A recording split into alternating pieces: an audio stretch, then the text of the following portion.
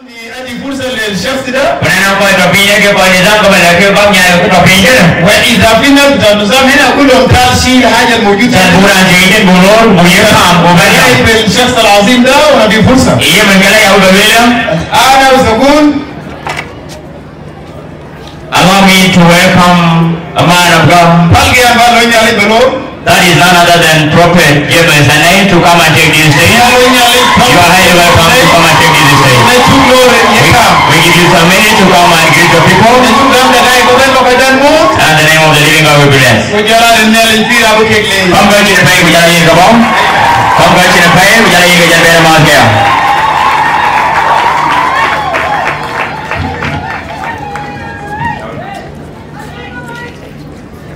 Hallelujah.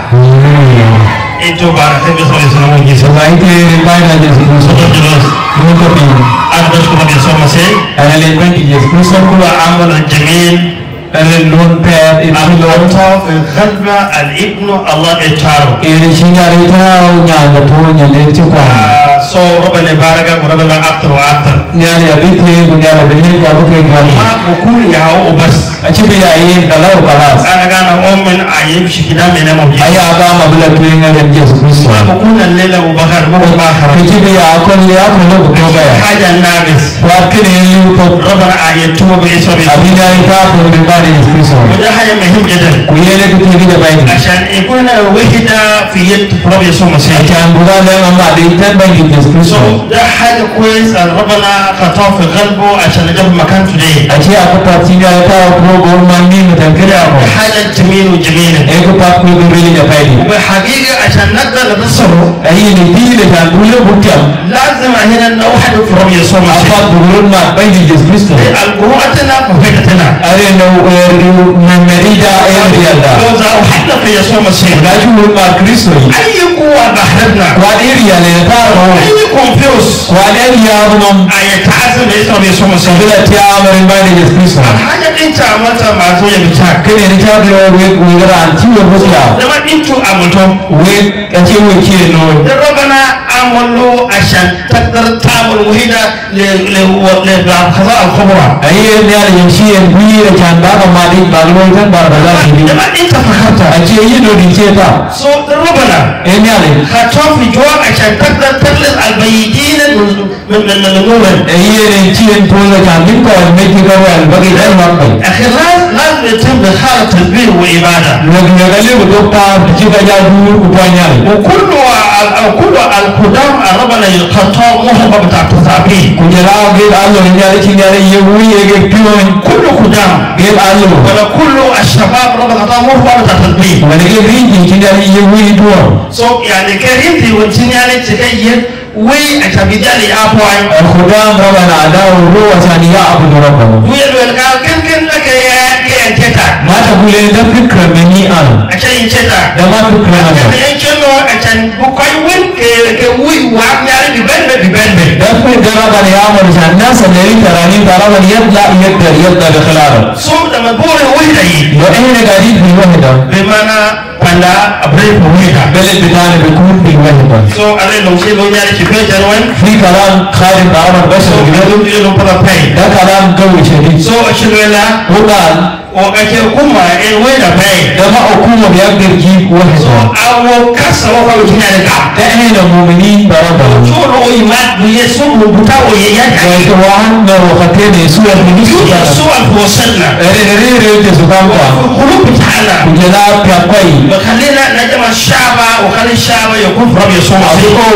أريد بمادي أريد بنا كذا فوال بيني يسوع. أنا دائما صار بتاعي أنا نجيب تدعي قبلية. أنا رودي أقول كلام كواكي الويل كي تيك توك إيه قبلية. أنا كاسو قبلية. أنا شيء كي قبلية. لازم كلنا. وبن نحن في يسوع المسيح. وبعده كريستو. لو كان وين. إلا نو الكلام جنوبين في يسوع المسيح. وواقع الفاني جنوب السودان كل كريستو. إيه كبار كريستو. So ini kisah anak kedaku. Anak kentau ni berkelawi. Kisah wale kudam. Kisah wale yuhwa arba dah muh bertasbih. Kam tu ini yang kau tinggal ini أمير إليكوا أمير بكي وقصة واحد كل واحد فينا في مكانه إذا كان دريب اللي هو بنت وتنا القصة بتاع الأولى كنت ينجي بالوجه أنا ببدأ كذا أي بجوكا قالوا في 3 رجال أكيد الكلام رول كاتيا ال3 رجال جو خاشين على بيت واحد rol katiya kajukan kala panara هم لما جو خاشين wollege kala panara قام دقوا باب aci wodi cik tawko بل هم دقوا باب wodi cik ewu tawko قام خرج المرأة cik eni cipan be ba المرأة خرج wodi cik tik ben قال المرأة نحن ضيوف على مكان bukan lagi no ga juan cipan pandu المرأة قام خذوا wodi cik lagi kena bakau قال إن السؤال ولا سأل bukan melo wala ku buciji قال وين زوجة بتاعك mon pandu rentono قال مكان عمل wolwero ka cinga tadelwa قال اوكي بما نحن ما نقول جو الا بوجود الزوج بتاعك bukan le wadi ko la pandu dali moy dubai في نفس اللحظه قام قاعد برا kam kana ci tigwe في زمن في لحظه قاعد برا ge ga yi ne here في زمن غريب won ka tin ko ri سو الشباب قام دخل mon pande aci ben المرأة قام قدم له كانوا في دروب عندهم برا وقام بقول إلا بوجودك أنت goti lagi la jol ci ben ko ngole na le ga di baba فقالوا قولوك لإيجو gole ki le jol gi ga jol ben لما مشغل نادو goti la ko le ga le so نحن إلى أسام بتوم تنوع go ga le ga la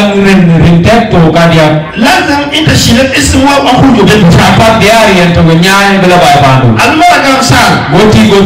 قال اسم الأولى ونو gole ra to ga jol ma واحد قال أنا اسم نجاح goran to le en jol tiam اثنين قال اسم خليل ra ro ci le ga jol je الثالث قال أنا اسم محمد ra dia ci le jol ni المرأة قال رجع على الرجل goti du bay ta moy قال لازم 3 أساء وقالوا إلا هو يكون لنا جوع ku ge ci le ko ga dia ko ci le ra to en ben ba المرأة قام حكى أسام للرجل goti go rin jalle moy pande الرجل قام جيب نجاح goti le lo go moy le lo be tiam المرأة قال لا goti le ga jaga أنا الخليل ay ji ga wi bu be الرجل قال لا gole moy le ga jaga o ga wi tiam في صراع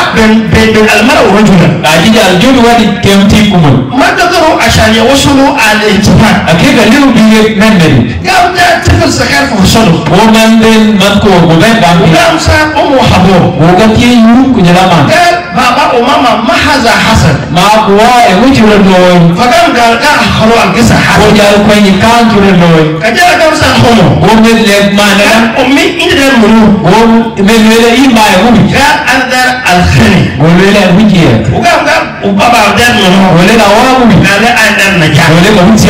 أدرس كان قام خلاص o man tin ko le la قال جيبوا المحبة o le bay da mier e bay ga ba لما جاب المحبة o ci ge mier la bay الخلي والنجاح قام تبع محبة je ku jala la twen a ci ti a mier ci bo to دخلوا على البيت ya ci ben bi la bay to الرجل قام سال o mo to ti نحن طلبنا زور واحد o le be ran to ko ci ci wala ban la انتوا شنو جابوا na we wuci lo be قام سال انت طلبت منو o ka ti le nga je ci wala ban ba قال جالس المحبة o le ge mier ci nya المحبة ما بفعل مع خلي ونجاح a ci no le ge ci wala mier ci to ka je ku jala la twen ونحن نقول ان حقيقيين ولا نقول عننا to wi do ge bu tam o bu ja لازم يكون في الروح بتاع محبة apa bu ila o ge ci wala المحبة ده عمود سكر لكل شيء mier ye ke ni kri ben chopi we de ولو لاحظنا بايبل kuna tu bible عادات بتاعك كتير تتكلم عن المحبة kai ku ci bible ka le a jamre mier سو المحبة mier دي عقل ناس aye kana kar kar ko إلى المحبة في وسطنا kale o mier kan kwa المال بيجي براو ka ji ga blo bene ro النجاة بيجي براو ya ma blo bene ro ده حاجة بيجي بتوتي ka ka ben ben a ben ni دول كده تركة تقول يا رب نجيني ben ma bi ne le ne ale to la to دول كده تركة تقول يا رب يا رب أدين خلي ben ma bi ne le ne ale ye ga je أطلب حاجة واحد بس to ge cho ben ya ونكون ناجحين في دول بتاعنا kan bu ti bai pa na عشان نقدر نوصل أنجيل لآخرين a kan bu ko to yo bo ya bu ya نفوزنا نحن قدام بروح wi bu ni ya o ya lo nya نحب بعضنا مع بعض ni ar ko ro kam kwa نحب بعضنا ni ar ko ro ليه عشان ربنا يقدر يسكن في وسطنا kan du ya le bi jala sa kan kam kwa تقصى لكل زول kene kan pa la na ben تالي ليقوى ربنا أداء المهبة عشان يسمى رب jora na bo to ko ji na ye ga mi e ge nya le to في قصة ala ka كنا سمينا o ko ben chupi وكنا سمينا من واحد معانا في رجل الكوبينا بشر مكاندا kujela kang ni pigaran to kam ko to tan mutiya kan malam isra ko ra gene to ko kujela ba sabin kan mutu wada sabine to wazo ja hakala da gisa kujela no le kang den قال في واحد aci mele kala ran من بنات المؤمنين بربنا ayi nyan to kam mir ni arnal عنده حكم ربنا ya mir tan ya لكن كل ما يقرا بايبل wa kul kulen bible ko يلقى مكان تعمل ker tanto yo بقوم في بايبل kapir bible يوم من الايام akal to kami الرب قال وصل النبي له هو nyane ci en to mele قال امشي قول لام البدع انا البدع بدون سماوات ki wele lo ne man nya barada nyandu yu be ya panya فوالد قام وافق o man go kam tin والبنية قام وافق ko nya ji kam tin ya النبي جاء مسا البنية ya mele ga jiban ko to nyan gene بعد مسا الروح قام طلع wonti ele to go wi ya nya o هو مشى السماوات we ya ji la panya الجنة ده يعني جسم تو قاتل أخذ 3 أيام go we nyane a jirin pinno ni da dia سو وبنينا في الروح في السماوات nyan gene ji ya panya يعني ده مش سماوات wonti ele panya أما لك الرب malaika ni ali وقع وجود لكل من نازل في عذاب aci ya ben ko to ren لو الناس كونسيري في عذاب aci ko bi da ga tin ren كم سال gotin وده الجسد جاب شنو na bu ni wuce na bai mai أكل كنيسة gole ga jikan gani ta ya وكسي ثاني na bu der ken ما قالوا يجيبوا شو akai ni ujura ce to وكسي ثاني na bu der إذا حكوا في الموت idara da ta ko وكسي ثاني na bu der يعني هو كسي ما شكله شغل تمام aci ya bu der يعني مبشر يعني عكس ai da bu ni ti welcome قام لقى واحد من الفنانين لقى في الجحيم gora to kan ko ki wa ko yu mai قام وده منزل مايكل جاكسون gole na bi Michael Jackson قال ده هو gole ga Michael Jackson قال شنو جابوا هنا gole mu Michael Jackson bai mai اسمع هنا tunten اما لك رقم الله aci malaika ne da gin قال في وقت في طول في العالم aci wele wa ti den tinno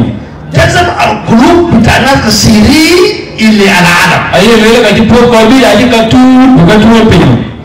so كويس kagere ba be بمعنى ناو emu pinkan عندك مو هو ربنا تاكلو yinan mi ci da yini عشان تجذب الناس القلوب على العالم شانو ليسوع المسيح ko ci jo mara ga ya ba da tu ba da tunten yesu القصه ده للناس قالوا القلوب ربنا تاكلو kan ga na ko da mi ci da yini الشيء القصه ده الخالق بتاعك nya ga dundin ke ku bi الخالق بتاعك ko wa ku ni يعني وعباده بتاعك da da du ni ne do بيجذب القلوب بتاع الناس اللي ربنا akwa ni tu ko ko wal ko tan ya لو زي انت صفات ربنا na panya والناس مشاعر ربنا ko da ti yu ka ti tu tan ya بمعنى انت صوت تتخيل الشعب ke yi ni sa ba wo ki ko ke ki wa اي زول wa ai da na ba ربنا ده مهبه ci da ni ga mi عشان يكون هو يصبر ربنا kan da yi ne ya ri point كنت نفسك مكان ده قاعد فيه ده عمل ربنا ده له ta uno na da ka ri tin elo ci da yi حاجه عفوا duniya da ke ti ti ben شنو حاجه انت جاي وانت بره في اجر كبير بس يسوع ya ai ke ti ti ri ku ni da ba ba ba yo ki mi so ده انا قصه a ke bisa ka ri ba ka وربنا بارككم ya go ke وربنا بارك كل الناس مبارك في المكان ده ya le ko ai di du ti ben ba ki وانا بصادر منكم معلش ku ya na ba le ga ma le سو عندي مكان ما يفهم ala ta le yan سو ربنا بارككم ya go ke وانا بشكر شكر خاص لكل الناس ربنا لمس قلوبه عشان تعود مكان الان ala ti ti pa ba ja ga ma wa le pa ja ga na ko ci da ku fo bi le ta na نحن today o ya ko ga قاعدين اين شمتا في بكر بتاعكم o ga mi to a ti ai ni سو ده بكر بتاعكم e a ti ai du الحاجه ربنا كتبها في قلوبكم ni ji da ta wo ko دي كتبها مكان الان e ga ba ko lo e ربنا كنتوا اكثر واكثر ni ala bi jo apai ko apai God bless you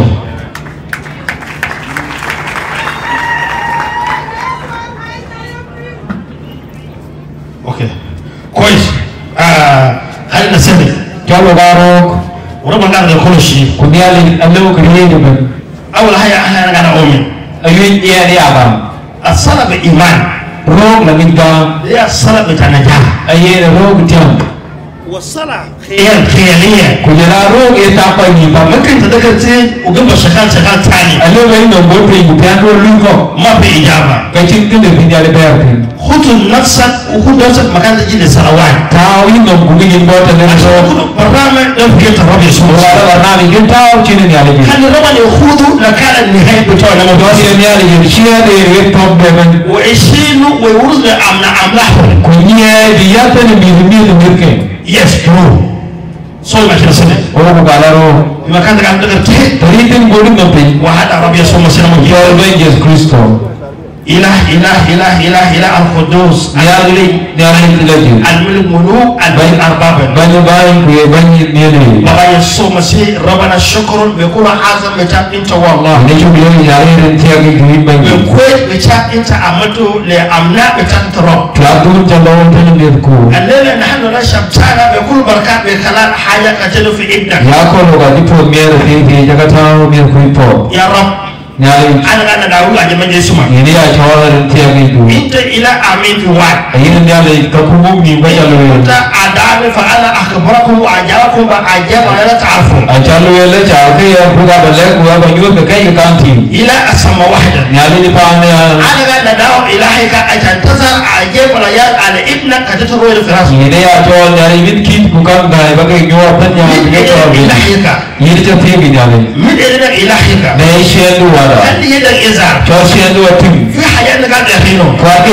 guyonke بابا أنت إلهك قادر كل شيء ayin nyali krin bin leho رب إلهك nyali da أنا وضع كل شيء في دينك kari bela katao shi بحسب وعدك أنت والرب arin chino koni nyali بابا أنت كنت ayin shendu ماما سادة باسمي kwake chawal tingi ya chen أنا أفعل بالأرض kapa loy tan we gun bitiyegi wonde إله سما واحدة wada nyali paane أنا داود الآن ini ya chawal mutine أنت رب أمين في وعد ina بشار nyali kakumu mi non takaloya أنت كنت رب إلهك ayin chelu wada في يدي لا أكتب شيء kata we shi ni chino ko rabbe بابا wada أنا وضع كل الشعب أجوب بغير في ذلك السماء o jibe bana ga tawo chin pan yali nyali لا البشر على مكان بابا ni ku jibe na tarkan bayni إن البشر على مكان wadu ye tiyo ni tan yali وكل زول يشعر مكان له qur'ani tibe na tarkan وإن عدد الرؤية دي يا رب wadu ne tayi ruwa ya kan yali الرؤية يسير بيعدو إلى عمل إلى اسم رب يسوع wasu kira la akuyi ni bana ran bana Jesus Christo وفي أي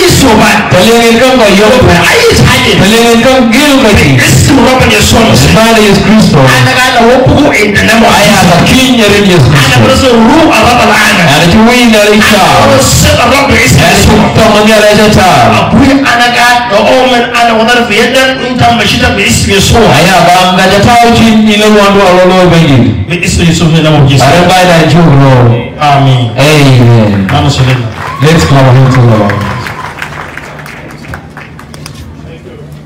Compassion benda kerja jalma. kali na sabu do wande ma Kita ni kaya kau aja ni. eza bajinda zena sarabana Jangan je kita ni kerja. womo ma dari ma ma le nu ko Abi ani dia, abi asal tunggu. womo be nu fi ma handa be ga yi Dia nak akan kena dia nak cuma jual. da ya zo da ga ya Dia ya mau pergi pagi ni pada ni. da ba ha sabu ga de na globo Kau pada kau. wani na musarrayin Ayah udah bilang. ana ga da bu Baca wajib pengen kau di sana kami berdia. fi na farayin jawo fi mahalda I would like to acknowledge the presence of Dr. Luca Dudmo, ayu barena ra ni chol Dr. Luca Dudmo the former Minister of the Health in the side of our East, with us today. lan wandika lui pin awul is And I also like to acknowledge the presence of our pilot, Isaac Majung Ashwil, kuyene ya ene ran parnyal katia region Isaac Majong Achui Majung Ashwil is with us today. Majong Achui le taw tan ko ko We acknowledge your presence and your blessings for our ko family. chukti ki chukti At this moment, ta kani it is a moment that we are going to give chance to one of the pastors from Juba here to represent all the pastors. e ka le bam tan abuntu ka abuntu watane And we are going to give you only 2 minutes to represent. yirbu yul ka o baben jam